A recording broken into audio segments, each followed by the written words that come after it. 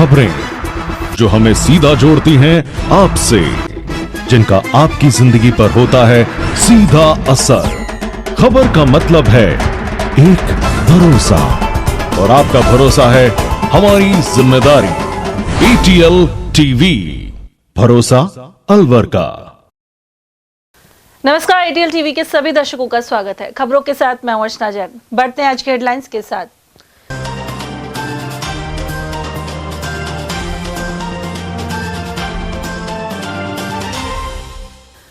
सोती हुई पत्नी की कुल्हाड़ी से काटकर की हत्या, खेड़ली पिछनौत में महिला को पति ने उतारा मौत के घाट।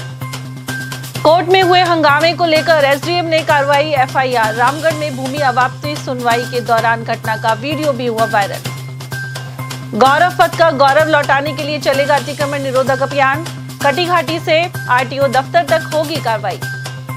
और यात्रियों को तरसी रोडवेज की AC बसें, जोधपुर रूट की नई बसों को बंद कर अब जयपुर रोड पर शुरू किया संचालन। और अब खबरों को हम जानेंगे विस्तार से। मजदूरी के बाद घर पर आकर सो रही पत्नी की निर्दयी पति ने कुल्हाड़ी से कई वार कर नृशंस हत्या कर दी। यह घटना मालाखेड़ा थाना क्षेत्र के खेड़ली पिछनौत गांव की है। थाना प्रभारी हरदयाल सिंह यादव के अनुसार आरोपी कालूराम मीणा को गिरफ्तार कर लिया गया है। वहीं मृतक का पुनी देवी के भाई ग्राम दुब्बी निवासी धनपाल मीणा ने मामला दर्ज करवाया है। इसमें बताया गया है कि आरोपी कालूराम मीणा बकरी चराकर घर आया था। इसी दौरान गेहूं की कटाई की मजदूरी के बाद लौटी पुनी देवी सो रही थी। कालू मीणा ने उसकी गर्दन और हाथ पर कुल्हाड़ी से कई वार कर हत्या कर दी। इस घटना के बाद पूरे इलाके में सनसनी फैल गई। वहीं रविवार रात को ही पुलिस और FSL टीम मौके पर पहुंची। सोमवार को मालाखेड़ा अस्पताल में मृतक महिला के शव का मेडिकल बोर्ड से पोस्टमार्टम करवाया गया। पुलिस ने यह भी बताया कि आरोपी शक्की मिजाज का है। वहीं कुल्हाड़ी से वार करने के दौरान मृतक महिला की गोद में उसका पोता भी था, लेकिन चीख पुकार सुनने के बाद दूसरी महिला ने इस बच्चे को बचा लिया। रामगढ़ में राष्ट्रीय राजमार्ग पर प्रस्तावित ओवरब्रिज के लिए भूमि अवाप्ति संबंधी सुनवाई के दौरान SDM कोर्ट में जमकर हंगामा हुआ। इस प्रकरण में 4 नामजद सहित कुछ लोगों के खिलाफ रिपोर्ट दर्ज करवाई गई है। यहाँ कुछ लोगों ने SDM के खिलाफ आपत्तिजनक नारे लगाए और घटनाक्रम का वीडियो बनाकर सोशल मीडिया पर वायरल कर दिया था। SDM बाबूलाल वर्मा की शिकायत पर पुलिस ने संजय कुमार अग्रवाल, पुनीत मेहंदी रत्ता, मनीष खंडेलवाल और अमित साहनी सहित अन्य के खिलाफ रिपोर्ट दर्ज कर ली है। SDM ने आरोप लगाया कि इन्होंने राजकार्य में बाधा पैदा की और उनकी छवि को धूमिल करने का प्रयास किया। उन्होंने यह भी कहा है कि यह कृत्य जातिगत दुर्भावना से प्रेरित होकर दबाव बनाने की नीयत से किया गया। थाना प्रभारी अजीत बरसरा के अनुसार प्रकरण की जांच तेज कर दी गई है। दूसरी ओर आपत्तिकर्ताओं की ओर से एडवोकेट संदेश खंडेलवाल ने आरोप लगाया कि विपक्षी पक्ष होने के बावजूद राष्ट्रीय राजमार्ग प्राधिकरण के एक अधिकारी को SDM के साथ बिठा दिया गया था। इससे निष्पक्ष सुनवाई नहीं होने का अंदेशा था। हालांकि SDM ने स्पष्ट किया कि यह अधिकारी तकनीकी बिंदुओं को समझने के लिए मौजूद था। उन्होंने बताया कि कोर्ट रूम में वीडियो बनाना और उसे वायरल करना कानूनन अपराध है।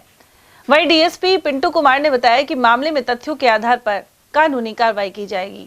SDM कोर्ट में इस घटना के बारे में SDM साहब रामगढ़ द्वारा परिवार एक पेश किया है। इसकी जांच की जा रही है और जिस प्रकरण को या जिस घटनाक्रम को लेकर परिवाद दिया गया है उसमें जो भी सुसंगत धाराएं हैं उनके उसमें जांच की जा रही है। प्रकरण की आगे जांच में जो भी स्थिति आएगी या जिस प्रकार का अपराध घटित होना पाया जाएगा वैसी कार्रवाई की जाएगी। अलवर के गौरव पथ को अतिक्रमण मुक्त करने की कार्रवाई की जा रही है। UIT तहसीलदार मानवेंद्र सिंह के अनुसार इसके तहत कटी घाटी से लेकर बहरोड रोड स्थित RTO कार्यालय मार्ग तक अतिक्रमण हटेगा। जिला कलेक्टर के निर्देश पर गौरव पथ को अतिक्रमण से मुक्त करवाकर यातायात को सुचारू बनवाया जाएगा। सोमवार सुबह बिजली घर से लेकर जेल चौराहे तक अतिक्रमण करने वालों की समझाइश की गई। साथ ही चेतावनी दी गई कि इसके बाद भी अवैध कब्जा नहीं हटा तो सख्त कार्रवाई होगी। UIT ने निगरानी के लिए एक टीम भी बनाई है। तहसीलदार के अनुसार अतिक्रमण के कारण मुख्य मार्ग बाधित हो रहा है, जिससे अक्सर जाम की स्थिति बन जाती है। रोडवेज में हाल ही आई एयर कंडीशन बसें यात्रियों के अभाव के कारण ढंग से संचालित नहीं हो पा रही। जोधपुर रोड पर तो दोनों बसों का संचालन बंद कर दिया गया है। मुख्य प्रबंधक कुलदीप शर्मा के अनुसार जोधपुर रोड पर किराया 900 रुपए रखा गया था और इसमें भी महिलाओं को 50% की छूट दी जा रही थी। इसके बावजूद पर्याप्त आय नहीं हुई और बसें केवल 3 दिन ही चल पाई। अब सोमवार से इन दोनों बसों को जयपुर रोड पर सुबह 6 बजे से संचालित किया जा रहा है। वहीं सावरिया सेठ और दिल्ली रूट पर 2-2 बसें पहले की तरह चल रही हैं। उधर ऐसे मामले के जानकार तिलक राज शर्मा का कहना है कि रोडवेज ने जल्दबाजी में फैसला किया है, क्योंकि किसी भी रूट को जमने में करीब 1 माह का वक्त लग जाता है। सब इंस्पेक्टर भर्ती परीक्षा 6 अप्रैल को लगातार दूसरे दिन भी आयोजित हुई। वहीं पहली पारी के एग्जाम में लक्ष्मणगढ़ निवासी जितेंद्र कुमार के नशे में परीक्षा केंद्र पहुंचने के आरोप है। यह घटना मन्नीकाबड़ स्थित जैन सीनियर सेकेंडरी स्कूल की है। जितेंद्र कुमार को पहले अंदर प्रवेश दे दिया गया, लेकिन बाद में उसका नशे में होना सामने आया। इसके बाद उसे केंद्र के बाहर कर दिया गया। वह करीब 20 मिनट तक यहाँ बैठा रहा और उसके बाद चला गया। गौरतलब है कि दूसरे दिन 17,000 से ज्यादा अभ्यर्थियों के लिए 64 केंद्र बनाए गए। हर केंद्र पर पर्याप्त पुलिस जाब्ता तैनात रहा। चेकिंग के बाद ही अभ्यर्थियों को अंदर प्रवेश दिया गया। पहली पारी में केंद्र के भीतर प्रवेश का समय सुबह 9 से 10 बजे तक था, लेकिन बाल भारती केंद्र पर 2 अभ्यर्थी 5 मिनट के विलंब से पहुंचे और उन्हें प्रवेश नहीं मिल सका। इसके अलावा आर्य कन्या विद्यालय में 10 बजे से 2 मिनट पहले कर्मचारी गेट के बाहर खड़े अभ्यर्थियों को आवाज लगाकर सचेत करते नजर आए। इस परीक्षा में नकल रोकने के लिए स्पेशल ऑपरेशन ग्रुप भी पूरी तरह सक्रिय है। डमी कैंडिडेट्स को पकड़वाने के लिए एसओजी द्वारा 1 लाख के इनाम की घोषणा भी की गई है। मेरा नाम सर विशाल शर्मा है, मेरी सिस्टर का पेपर। अच्छा, आप प्रिंसिपल मैडम से मिला देते हैं? हाँ, मैम से मिला दो सर, एक बार मैम से मिला दो प्लीज। कहाँ से आए हो आप? आज तक मेरे टाइम वाले हैं, कुछ लोग पागल हैं, 10 बजे के लिए। आप आए कहाँ से हो? आए कहाँ से हो? सर हम नरेडी से आए। नरेडी के पास रहते। बस वगैरह से आए हो क्या? हाँ सर, बाइक से आए थे, रास्ते में बाइक पंचर लेट हो गया। अब कितनी देर पीछे आए हो आप? सर 10 बजे एंट्री थी। 10 बज के? 10 बजे एंट्री हो जाती थी। अच्छा, तो आप कितने बजे आके पहुँचे हो? सर हम 5 मिनट पहले आ गए थे, यानी 5-7 तक आ गए थे, 10-7 तक आ गए। 10-7। तिजारा क्षेत्र के ग्राम ढकपुरी में रविवार शाम 5 वर्षीय बालक आयान करंट से झुलस गया। जानकारी के अनुसार घर के बाहर खेलते वक्त वह ट्रांसफार्मर के खुले पड़े अर्थिंग वायर की चपेट में आ गया। बालक को तिजारा से अलवर रेफर कर दिया गया। स्थानीय लोगों ने विद्युत निगम पर लापरवाही के आरोप लगाए हैं। इसका नाम है जी अयान। कैसे क्या हुआ? वो जी वहाँ खेल रहा था, वहाँ घर पे, वहाँ लाइट से अर्थ का तार से वो लग गया था। कहाँ से निकल रहा था अर्थिंग तार? वो लाइट की टंकी लगाए रखते हैं ना जो वहाँ खेत में? कौन सी जगह की बात है? ये यहाँ ये जी वहाँ डाकपुर दिवाकरी? डाकपुर। अच्छा, क्या काम करते हो आप? मजदूरी करते हैं। और ये बच्चा कौन सी में पढ़ता है? बच्चा तो अभी अभी एडमिशन करा है। क्या नाम है बच्चे? अयान। विभिन्न मांगों को लेकर रोडवेज रिटायर्ड एम्प्लॉयज एसोसिएशन ने सोमवार को अलवर बस स्टैंड स्थित माता के मंदिर के पास धरना दिया। सचिव गंगाराम शर्मा के अनुसार हायर पेंशन को लेकर सुप्रीम कोर्ट के अक्टूबर 2022 के फैसले को नहीं माना जा रहा है। इसके अलावा ओवरटाइम सहित कई भुगतान बकाया है। इसे लेकर हाल ही में 24 मार्च को ईपीएफओ कार्यालय पर भी धरना दिया गया था, लेकिन सिर्फ आश्वासन मिल रहे हैं और कार्रवाई नहीं हो पा रही। आगार इस तरह धरना दे रहे हैं क्योंकि हमारे मामले बहुत अटके हुए हैं। हमारी उम्र 71 साल से ज़्यादा सबकी उम्र हो गई है, लेकिन ये निगम प्रशासन और ईपीएफओ एवं केंद्र सरकार बिल्कुल हद कर रही है, हमारी बातें कतई नहीं सुन रही है। हमारा जो हायर पेंशन मामला है वो माननीय सुप्रीम कोर्ट से अक्टूबर 2022 का फैसला है कि 1/14 के पश्चात जिनकी उम्र 58 साल हो गई है उन्हें हायर पेंशन दी जाए, लेकिन आज 5 साल हो गए लगातार हम संघर्ष कर रहे हैं। आज तक भी हमारे रोडवेज के कर्मचारी को हायर पेंशन का कोई विकल्प नहीं दिया गया है। अभी हमने पिछली 24 तारीख को धरना दिया था वहाँ ईपीएफओ कार्यालय के ऊपर, उन्होंने हमसे आश्वस्त तो किया है, लेकिन हमें उम्मीद बिल्कुल नगण्य लगती है। हमारे बकाया भुगतान पड़े हैं, ओवर टाइम बाकी पड़ा है। इन सब मुद्दों को लेकर आज हम धरना दे रहे हैं। शिक्षा विभाग द्वारा कक्षा 9 और 11 सहित अन्य कक्षाओं की पूरक परीक्षा 8 से 10 अप्रैल के मध्य करवाई जाएगी। यशवंत स्कूल प्राचार्य डॉक्टर घनश्याम सैनी ने जानकारी दी। उन्होंने बताया कि नए सत्र शुरू होने के साथ 9वीं 11वीं कक्षा 6 और 7 की पूरक परीक्षा 8 से 10 अप्रैल तक होंगी। इसके लिए विद्यालय स्तर पर ही पेपर तैयार किए जाएंगे। नए सत्र के साथ नए अध्यापन और नामांकन के साथ भी जो कक्षा 6 और 7 और 9 और 11 में जो विद्यार्थी पूरक आए हैं उनकी पूरक परीक्षा भी 8 अप्रैल से और 10 अप्रैल 3 दिन के भीतर भीतर ही होगी और समय और पेपर विद्यालय स्तर पर ही निर्माण करके बच्चों की पूरक परीक्षा ली जाएगी। महात्मा ज्योतिबा फुले जयंती के कार्यक्रम सोमवार को दूसरे दिन भी जारी रहे। इस दौरान सैनी छात्रावास में पौधरोपण किया गया, साथ ही महात्मा ज्योतिबा फुले अमर रहे के नारे लगाए गए। संयोजक विकास बबेरवाल के अनुसार यहां 11 फलदार पौधे लगाए गए हैं। इसके अलावा 7 दिनों तक अलग अलग स्थान पर 101 पौधे लगाने का लक्ष्य है। कार्यक्रम के तीसरे दिन मंगलवार को गौ सवामनी भी आयोजित की जाएगी। महात्मा ज्योतिबा फुले जयंती के उपलक्ष्य में आयोजित 7 दिवसीय कार्यक्रम के तहत आज दूसरा दिन, कल जिस तरीके से आपने देखा कि प्रतिभाओं का सम्मान किया और ब्लड डोनेशन का कैंप लगाया, आज दूसरे दिन पर्यावरण को देखते हुए, पर्यावरण की रक्षा को देखते हुए, पर्यावरण की रक्षा करते हुए, महात्मा ज्योतिबा फुले के सिद्धांतों पर चलते हुए आज सैनी छात्रावास के अंदर हमने वृक्षारोपण का कार्यक्रम रखा है, जिसमें हमने फलदार पेड़ 11 पेड़ हमने लगाए हैं। लेकिन अभी ये साप्ताहिक पूरे ज़िले के अंदर हमारा पूरा एक सिस्टम हमारा बना के हम रखेंगे कि हम तकरीबन 101 पेड़ हम अलग अलग जगह जाकर हम पेड़ों को हम लगाएं और पर्यावरण की रक्षा हम करें। महात्मा ज्योतिबा फुले जयंती के उपलक्ष्य में कल तीसरे दिन हम गौ सवामनी का आयोजन तुले रोड पर जो गौशाला है वहाँ हमने रखा है। गायत्री परिवार ट्रस्ट की ओर से अभियान के तहत रविवार को पंचकुंडीय गायत्री यज्ञ आयोजित किया गया। यह यज्ञ जवाहर नगर स्थित नए शिव मंदिर के पार्क में संपन्न हुआ। इस दौरान विद्यारंभ, गुरु दीक्षा और अन्य प्राशन संस्कार भी करवाए गए। कार्यक्रम का संचालन मुरारीलाल शर्मा, मोहनलाल शर्मा और एडवोकेट दौलत राम शर्मा की टीम ने किया। महात्मा गांधी जीवन दर्शन समिति ने राष्ट्रपिता महात्मा गांधी द्वारा नमक कानून तोड़े जाने की स्मृति में कार्यक्रम आयोजित किया।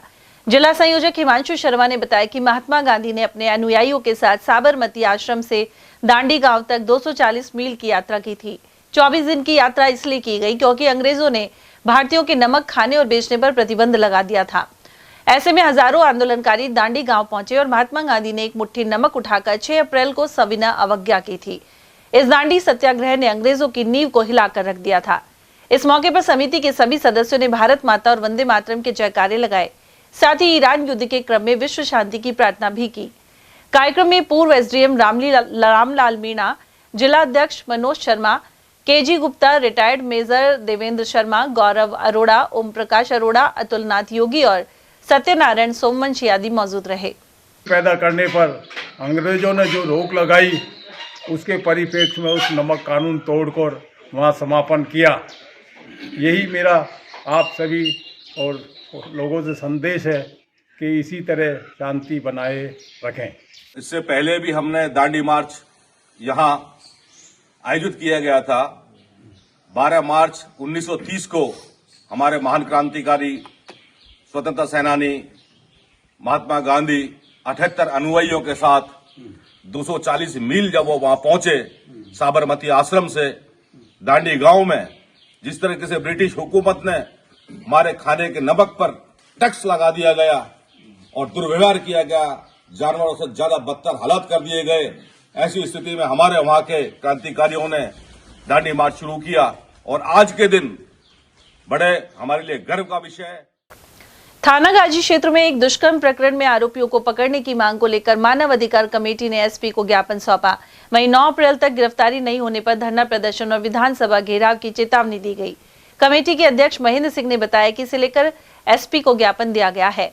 वहीं एससी प्रकोष्ठ के जिला उपाध्यक्ष धर्मवीर वर्मा के अनुसार इस घटना में 2 युवकों ने एक लड़की के साथ दुष्कर्म किया था, लेकिन मामला दर्ज होने और पीड़िता के बयान करवाए जाने के बावजूद अब तक आरोपियों की गिरफ्तारी नहीं हुई है। जो कि 17 तारीख की रात को घटना है। कुछ 2 लोग आते हैं, नामजद रिपोर्ट है, उसमें 20 तारीख को हमने रिपोर्ट करवाई है। उस मामले को लेकर एक बच्ची का रेप किया जाता है और पुलिस प्रशासन उसकी सारी तफ्तीश होगी। 164 बयान हो चुके हैं, लेकिन अभी तक पुलिस ने उनको मुजरिमों को गिरफ्तार नहीं किया जा रहा है और परिवार को दबाव बनाया जा रहा है, राजीनामा को डराया जा रहा है, धमकाया जा रहा है।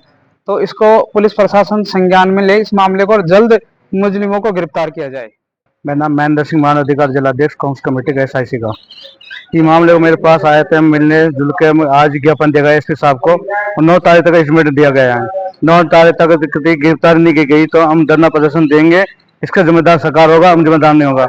हम विधानसभा घेराव करेंगे, ये बेटी को न्याय दिलाना चाहते हैं हम, और बेटे को न्याय दिलाना चाहते हैं। बिजली वर्कर्स फेडरेशन एटक का सम्मेलन 12 अप्रैल को जयपुर के जवाहरलाल पार्क में होगा। इसमें अलवर से भी अनेक प्रतिनिधि शामिल होंगे। सम्मेलन में मजदूरों से जुड़ी समस्याओं को लेकर चर्चा की जाएगी। जिला अध्यक्ष गजराज सिंह ने यह जानकारी दी। उन्होंने कहा कि सरकार ने श्रमिकों के 4 कोड बिल के जरिए कामगार विरोधी रुख अपनाया है। प्रांतीय सम्मेलन में इसके विरोध की रणनीति भी बनेगी। मैं अलवर जिले के राजस्थान बिजली वर्कर्स फेडरेशन एटक जिला शाखा का अध्यक्ष हूँ और हमारा प्रांतीय सम्मेलन 12 तारीख को 12 अप्रैल को जयपुर में होने जा रहा है, जवाहरलाल नेहरू पार्क में। और यहाँ से पूरे राजस्थान से डेलीगेट आएंगे, जिसको all India trade union AITUC के जनरल सेक्रेटरी उसमें मुख्य अतिथि होंगे और all India electricity employees federation के हमारे जनरल सेक्रेटरी भी वहाँ उपस्थित रहेंगे। वहाँ पर श्रमिकों की समस्याओं के बारे में विचार विमर्श होगा और आगे संघर्ष की रणनीति तय की जाएगी। हमारे श्रमिकों के जो 4 कोड बिल आए हैं उनका विरोध करने के लिए और जो श्रमिकों पर जो राजस्थान सरकार और केंद्र सरकार श्रमिक विरोधी मजदूरों विरोधी वो कानून थोप रही है, उनके विरोध में संघर्ष करने की रणनीति तय की। और यहाँ लेंगे एक छोटा सा ब्रेक। आप देखते रहिए ATL TV. Om Aditya public senior secondary school Alwar में बेस्ट फैकल्टी के साथ सर्वश्रेष्ठ बोर्ड परीक्षा परिणाम। स्कूल फीस में ही फाउंडेशन, कक्षा 9th 10th प्री फाउंडेशन, कक्षा 11th 12th विज्ञान वर्ग, वाणिज्य वर्ग, कला वर्ग, हिंदी एवं अंग्रेजी माध्यम। विद्यालय में मेधावी विद्यार्थी प्राची राठौड़, अंकित कुमार, गार्गी सैनी, कमल प्रजापत, बलराज वर्मा, गौरी और वैशाली ने बोर्ड परीक्षा में 97% अंक लाकर संस्था का सम्मान बढ़ाया और संस्था के द्वारा प्रत्येक विद्यार्थी को 21,000 रुपए का चेक प्रदान किया। हमारी संस्थाएं कक्षा नर्सरी से 8वीं तक के विद्यार्थियों को बुक्स, नोटबुक्स, बैग्स, डायरीज, आई कार्ड निःशुल्क दे रही हैं। कक्षा 9वीं से 12वीं तक के विद्यार्थियों को bag, dress, jacket, I card निःशुल्क दे रही हैं। हमारी संस्थाएं Om Aditya public senior secondary school, Lajpat Nagar, Ambedkar circle के पास, Alwar. Delhi academy senior secondary school, 84, Subhash Nagar, NEB Agrasen circle के पास, अलवर। आदित्य एकेडमी तिजारा फाटक पुल के पास, Alwar. Contact number 9829107651 and 9111691356। Aditya की परंपरा, सेवा, संस्कार और समर्पण। फर्नीचर का 32 साल पुराना जाना माना नाम Rahul decor.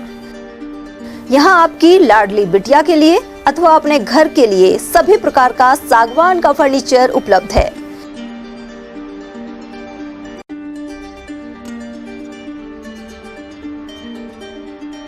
Double bed, dressing table, sofa set सागवान एवं कपड़े वाले तथा सेंटर टेबल, भट्टी कलर, स्टील अलमारी, ब्रांडेड एवं सॉफ्टी फोम के गद्दे आपकी नाप तोल से बनाए जाते हैं।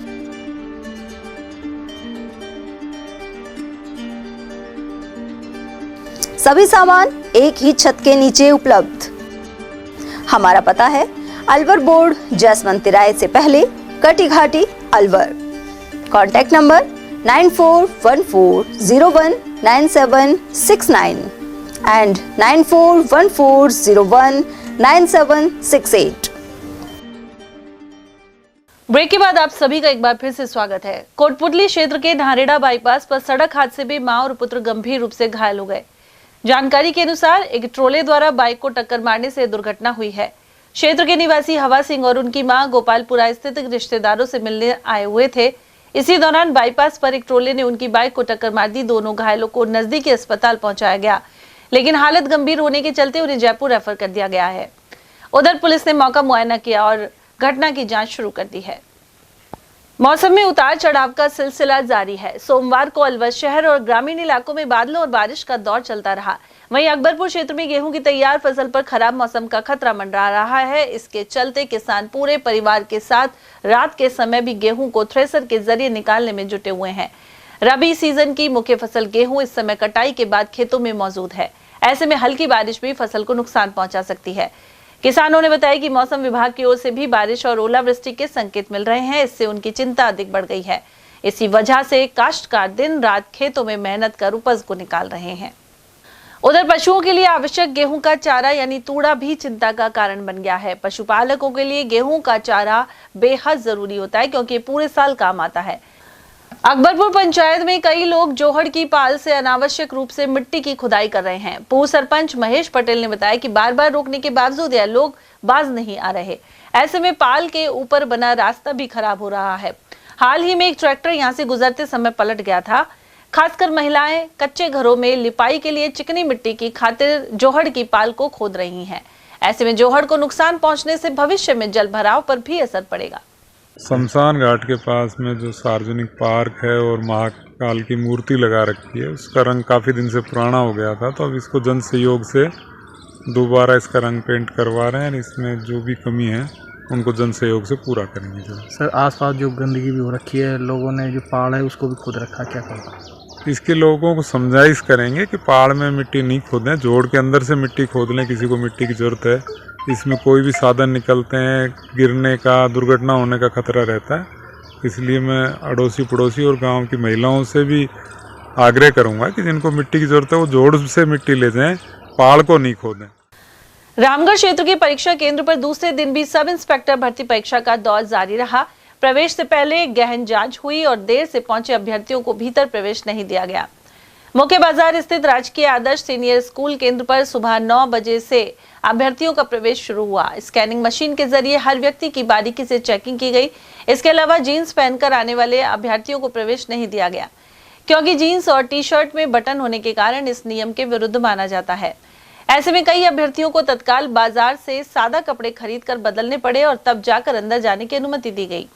सुबह 10 बजे परीक्षा केंद्र का मुख्य गेट बंद कर दिया गया और इससे ठीक पहले कई अभ्यर्थी दौड़ते हुए केंद्र तक पहुंचे। वहीं अनेक को मायूस होकर भी वापस लौटना पड़ा। इस दौरान कस्बा निवासी भुवनेश साहू और साजिद खान ने अभ्यर्थियों के बैग और मोबाइल निःशुल्क सुरक्षित रखने की सुविधा प्रदान की। उधर एसडीएम बाबूलाल वर्मा ने विभिन्न केंद्रों में व्यवस्थाओं का जायजा लिया। साथ ही थाना प्रभारी अजीत बड़सरा ने भी दौरा कर जरूरी दिशा निर्देश दिए। वहीं परीक्षा केंद्र प्रभारी और प्रधानाचार्य गोविंद सिंह चौधरी ने बताया कि दूसरे दिन 360 में से 153 अभ्यर्थी अनुपस्थित रहे। पहली पारी की परीक्षा सुबह 11 से 1 और दूसरी पारी की परीक्षा दोपहर 3 से शाम 5 बजे तक ली गई। आज 9:20 से हमने एंट्री शुरू की है और कल जो उपस्थिति कम थी इसी वजह से 9:20 हमने कर दिया था और सारी व्यवस्थाएं चाक चौबंद की गई हैं। पूरे स्टाफ की कोई भी मोबाइल अलाउ नहीं है, सबको कोई सील बंद कर दिया गया है और गेट पर जांच सघन जांच की जा रही है। जो भी नॉर्म से आरपीएससी के उनका अक्षर से पालना की जा रही है। बड़ौदा मेव के राजकीय कन्या महाविद्यालय में रानी लक्ष्मीबाई आत्मरक्षा प्रशिक्षण केंद्र का शुभारंभ हुआ है। इसका उद्घाटन नोडल प्रभारी डॉक्टर भरत मीणा ने किया। उन्होंने बताया कि प्रदेश सरकार द्वारा कॉलेज में भय मुक्त वातावरण और छात्राओं को शारीरिक एवं मानसिक रूप से सशक्त बनाने का लक्ष्य है। इन केंद्रों में आत्मरक्षा के गुण सिखाए जाएंगे। इसके लिए पुलिस अधीक्षक ने महिला पुलिसकर्मी पिंकी और शानू को प्रशिक्षक के रूप में नियुक्त किया है। इस मौके पर महिला सुरक्षा से संबंधित हेल्पलाइन नंबर और मोबाइल एप्लीकेशन की जानकारी भी दी गई। यह प्रशिक्षण कार्यक्रम 4 सप्ताह तक चलेगा। उद्घाटन कार्यक्रम में संकाय सदस्य मुरारीलाल, डॉक्टर रेणु शर्मा, डॉक्टर मर्जीना खान, मुकेश कुमार और डॉक्टर पूनम गौतम आदि उपस्थित रहे।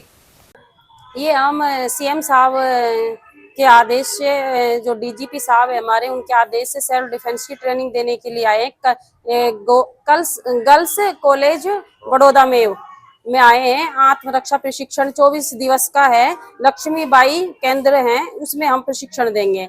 पुलिस के नंबर बताए हैं, जैसे 100 नंबर पे अपन सूचना दे सकते हैं। महिला गरिमा नंबर है, 112 नंबर है, 1090 नंबर है महिला संबंधित, 1098 है चाइल्ड हेल्पलाइन नंबर और 1930 है साइबर फ्रॉड है इस संबंध में हम सारी जानकारी देंगे। बच्चों को राजकोप सिटीजन है, उस ऐप है, उसको डाउनलोड करवाया है और कुछ हम ट्रिप्स बताएंगे बच्चियों को कि भाई खुद की सुरक्षा किस तरीके से करी जा सकती है, भाई अपन कहीं फंस जाए तो किस तरीके से सेफ निकला जा सकता है, आत्मरक्षा का प्रशिक्षण देंगे हम। साल के राजस्थान सरकार के बजट में कुछ कॉलेजों का चयन रानी लक्ष्मीबाई आत्मरक्षा प्रशिक्षण केंद्र के लिए किया गया है, जिसमें राजकीय कन्या महाविद्यालय बड़ौदा में का भी चयन किया गया है।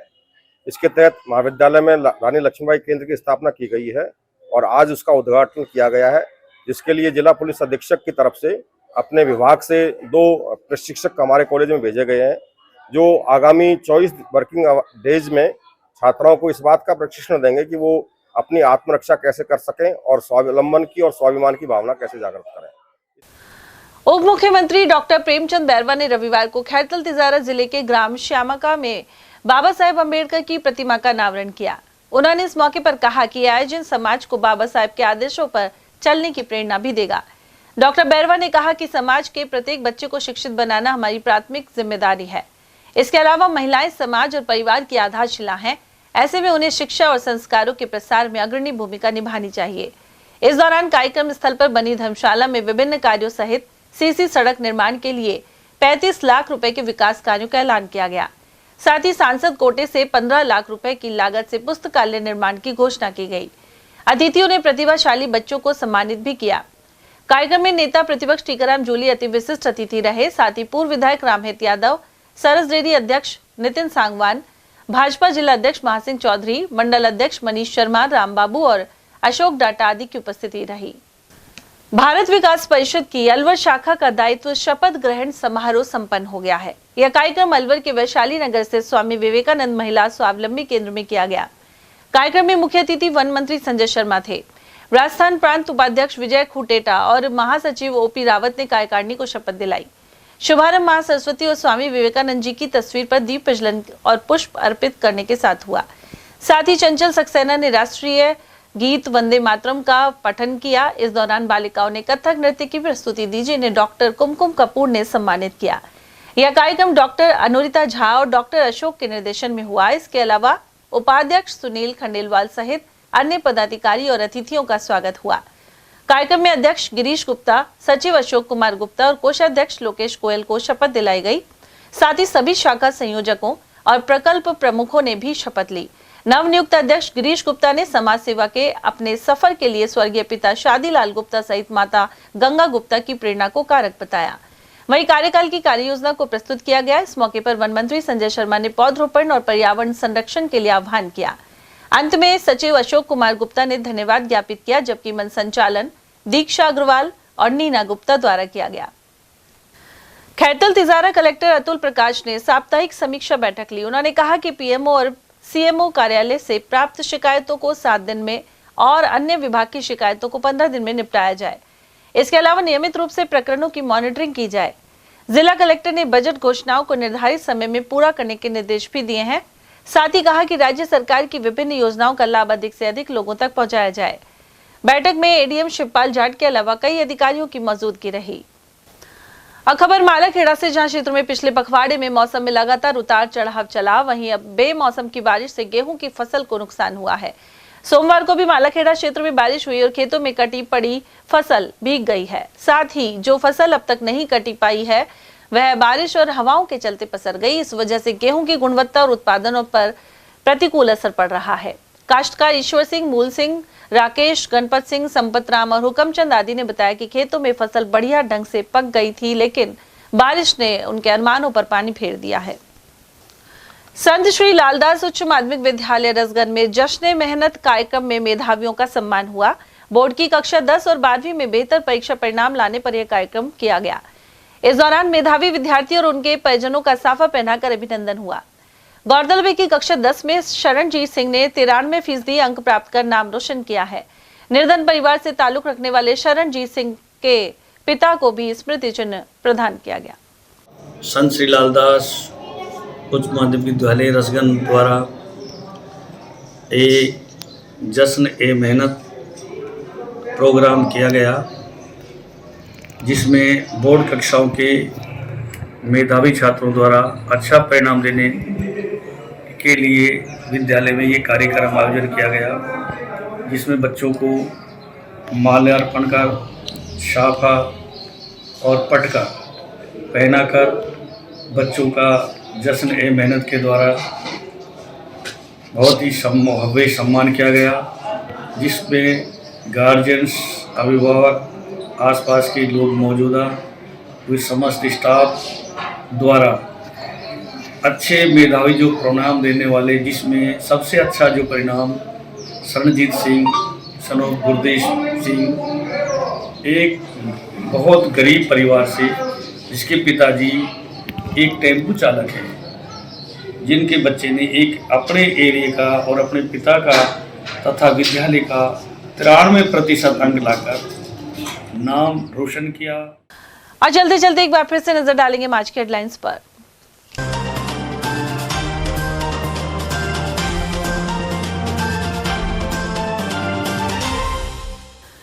सोती हुई पत्नी की कुल्हाड़ी से काटकर की हत्या, खेड़ली पिछनौत में महिला को पति ने उतारा मौत के घाट।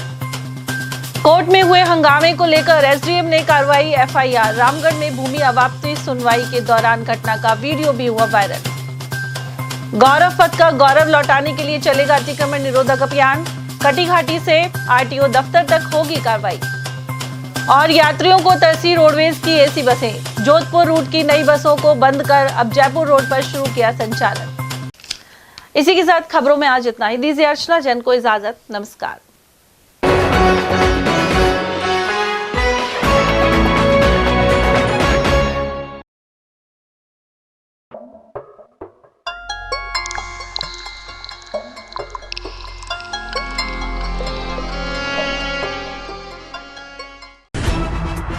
खबरें जो हमें सीधा जोड़ती हैं आपसे, जिनका आपकी जिंदगी पर होता है सीधा असर। खबर का मतलब है एक भरोसा, और आपका भरोसा है हमारी जिम्मेदारी।